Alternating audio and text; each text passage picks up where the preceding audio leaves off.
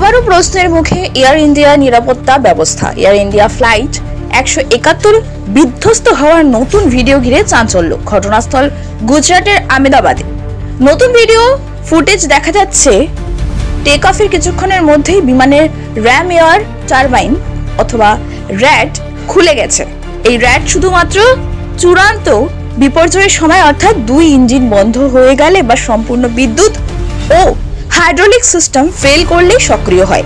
বিশেষজ্ঞদের মতে র্যাট খুলে যাওয়া অর্থ মারাত্মক কারিগরি ব্যর্থতা, যেটি এত কম উচ্চতায় হলে ম্যানুয়াল নিয়ন্ত্রণ প্রায় অসম্ভব হয়ে পড়ে।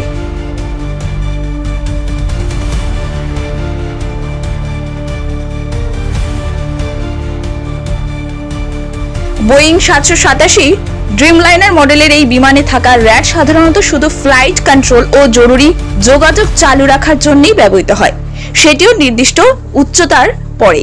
কিন্তু এত দ্রুত র্যাট সক্রিয় হয়ে যাওয়া আরো গভীর বিপদের ইঙ্গিত দিচ্ছে।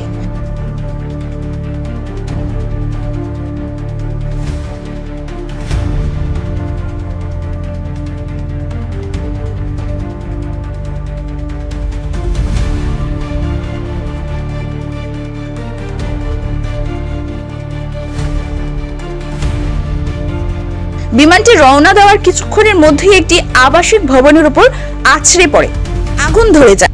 প্রাথমিক রিপোর্ট অনুযায়ী 7 জনের মৃত্যু হয়েছে এবং আরো অনেকেই আহত। এখন প্রশ্ন উঠছে, যান্ত্রিক ত্রুটি নাকি নিয়ম ভঙ্গ করে উড়ান? ইঞ্জিন ফেলিয়ারের আগে কি কোনো সতর্কতা কাজ করেছিল? এত দ্রুত সমস্ত সিস্টেম কেন বিকল হল? ডিজিসিএ ও তদন্তকারী দল বিষয়টি খতিয়ে দেখছে। এয়ারক্রাফট ব্ল্যাক বক্স বিশ্লেষণই দিতে পারে এই মর্মান্তিক দুর্ঘটনার প্রকৃত কারণ।